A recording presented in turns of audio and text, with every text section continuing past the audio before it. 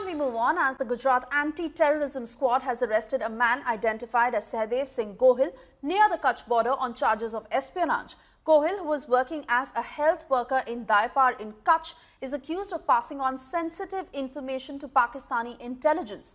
Now, according to officials, Gohil was reportedly in contact with a woman named Aditi Bharadwaj, believed to be a Pakistani agent. Acting on her instructions, he allegedly shared confidential details, including photos and videos of construction sites and security personnel linked to the Indian Navy and the Border Security Force.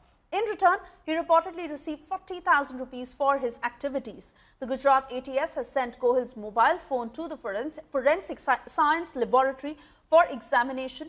Investigators claim to have recorded incriminating WhatsApp chats, call recordings and confidential media files from the device. An FIR that has also been registered under the National Security Act against both Gohil and Bharadwaj, and further legal proceedings that are underway. This arrest follows the recent case involving YouTuber Jyoti Malhotra, who has also been apprehended on charges of spying for Pakistan.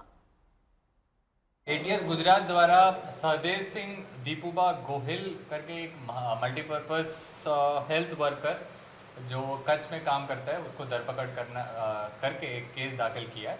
इसको ध्यान में लेते हुए इसके phone को हमने FSL को भेजा गया था। उसका एनालिसिस करके हमको पता चला जो भी व्हाट्सएप जो अदिति भरद्वाज नाम से यूज़ करते थे, जो दूसरे नंबर एज वेल एज जो पहले नंबर था, वो दोनों पाकिस्तान से यूज़ किया गया था। इसी दौरान ये सारा इन्फॉर्मेशन हमको क्लियरली मेंशन करता है कि एक क्रिमिनल कंस्पिरेसी अगेंस्ट इंडिया के तौर पे होता है।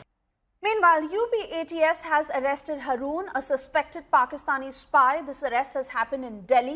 He is believed to be a part of an ISI-backed financial network. Haroon allegedly acted as a broker for Muzammil Hussain, a Pakistani High Commission officer suspected of being an ISI agent.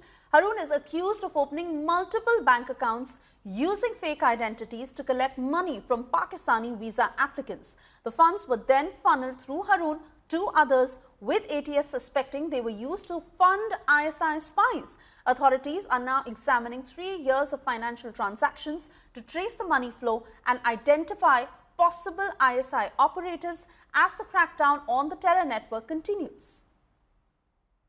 Varanasi से UP ATS ने जिस तुफैल को गिरफ्तार किया, उसे अंदाजा ही नहीं था कि जिस नफीसा से वो बात कर रहा है, वो दरअसल पाकिस्तान के फैसलाबाद में बैठी ISI की बड़ी हैंडलर है और जो हनी ट्रैप के जाल में तुफैल को फंसाकर जिहादी मानसिकता और साथ ही साथ ISI के लिए जासूसी करवा रही है।